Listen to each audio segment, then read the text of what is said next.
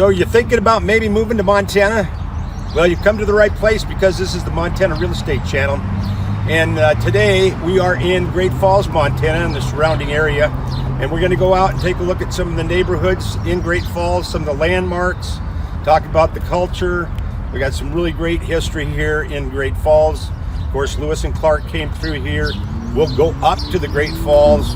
We'll also go down to the Charlie Russell Museum and take a look at some of the area around Great Falls and talk about some price points on real estate and that sort of thing.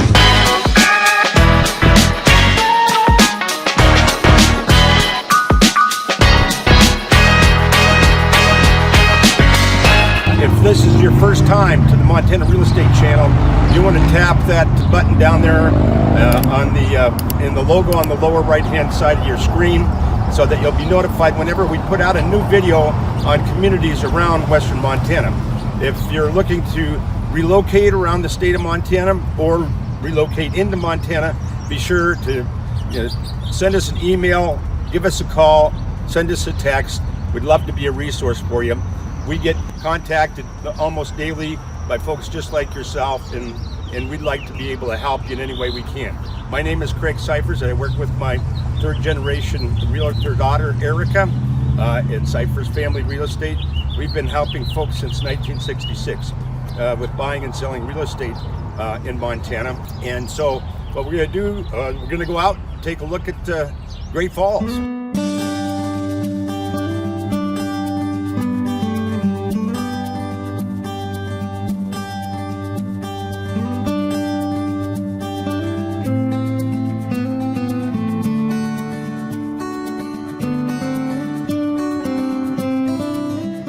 Chicago, Milwaukee, and St. Paul Passengers Depot was opened in 1908 and rebuilt with this 135-foot tall tower in 1915.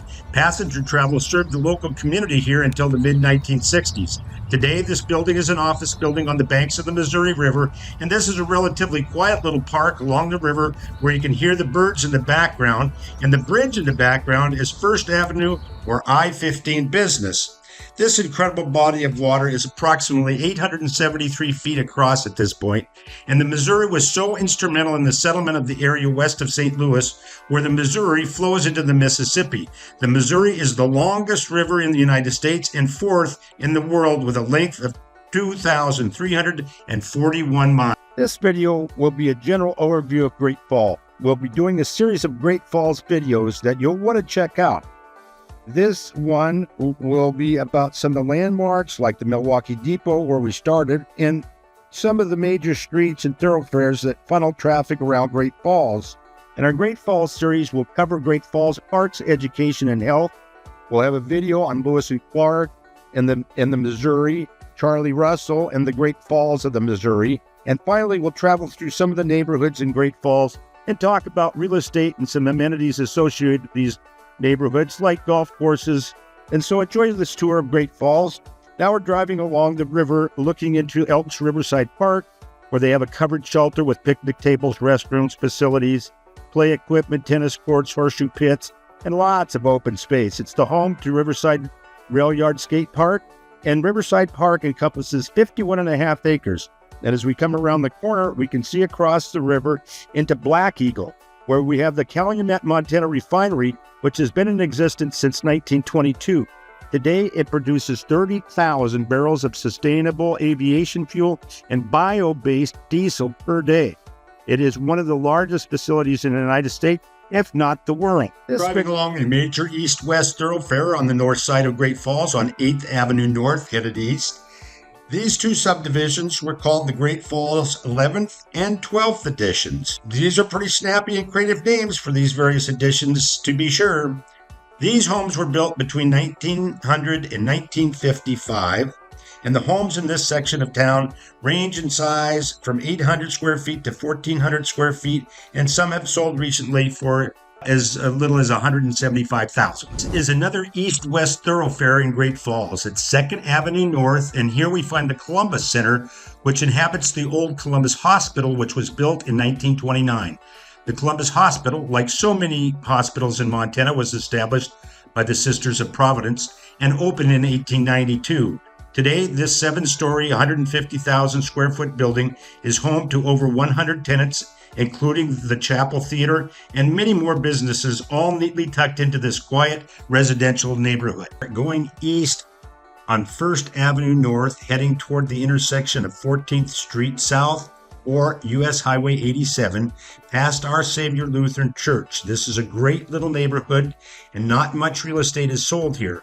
Last one was in 2017, which is a 5-bedroom, 3-bath, 3,700 square foot home that sold for $179,000. Wow. If we take a right here, we'll hit Central Avenue and run into the Civic Center. On this intersection is Paris Gibson Square and the Museum of Art, housed in the original Great Falls High School, built in 1896. And subsequently, it was called Great Falls Central High School. And this plaque is dedicated to the 10 young men who went to war between 1914 and 1916 who didn't return. Another great attraction in Great Falls and located near the river right behind the Civic Center is the Electric City Water Park. It's open from the first part of June through the latter part of August for fun in the summer sun, and it features a lazy river, riptide slide, 160-foot powered tower plunge, children's squirt zone, drop slides, and flow bodyboarding wave rider. Traveling west on probably the major thoroughfare in Great Falls, which is 10th Avenue South. 10th Avenue South, along with 1st Avenue North, or the I-15 business route, and 10th Avenue South is also Highway 200. It's evident by this video. You can see this is a major business corridor. You've got Walgreens, Shields, Walmart. You find pretty much everything you need. Now, Great Falls is the 3rd most populous city in Montana. The 2020 census put it a population at 60,442, and it is the county seat of Cascade County. Now, let's take a look at where we've been.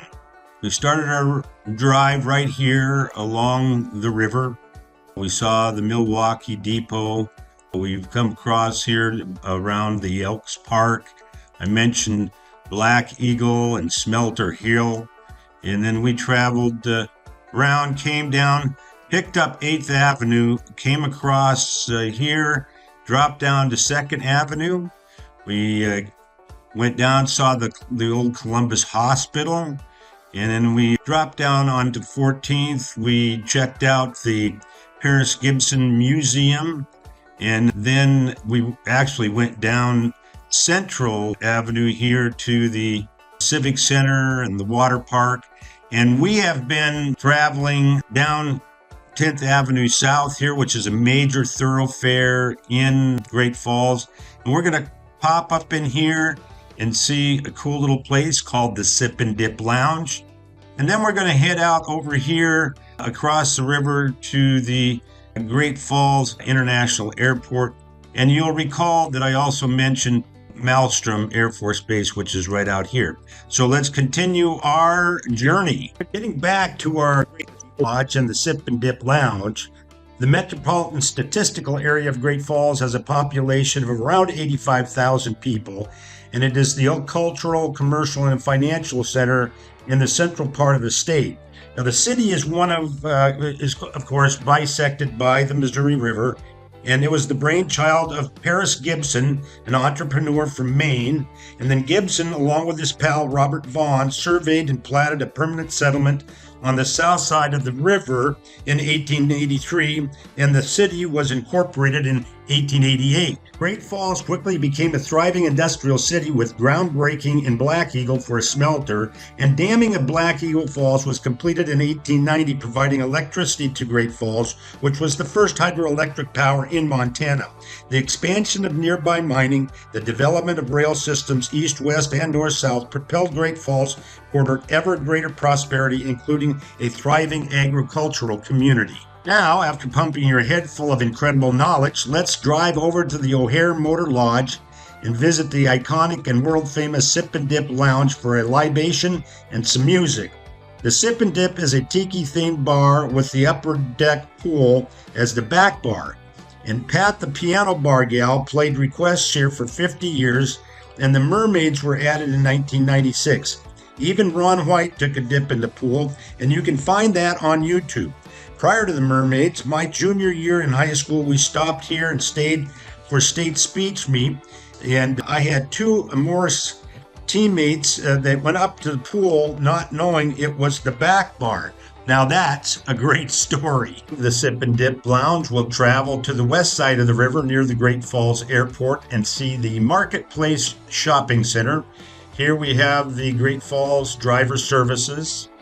And out in this area, we also have a number of hotels. We have a steakhouse here across the street from us here, and we also have Home Depot. Now, in the Great Falls area near the airport, this particular shopping center has a convenience store with gas. It has a very large Smith grocery store and a variety of other national chains, including the Buckle, Michaels, Petco, etc., all out here in the Marketplace Shopping Center. This has been a brief overview of Great Falls, and it's our first video in a series of videos on Great Falls. We'll also go through and talk a little bit about the culture with respect to the Lewis and Clark, Charlie Russell, the Great Falls of the Missouri, some of the neighborhoods, healthcare, and schooling. And this has been brought to you by the Cyphers Family Real Estate. Been helping folks in Montana since 1966 buy and sell real estate. Please like our channel and subscribe.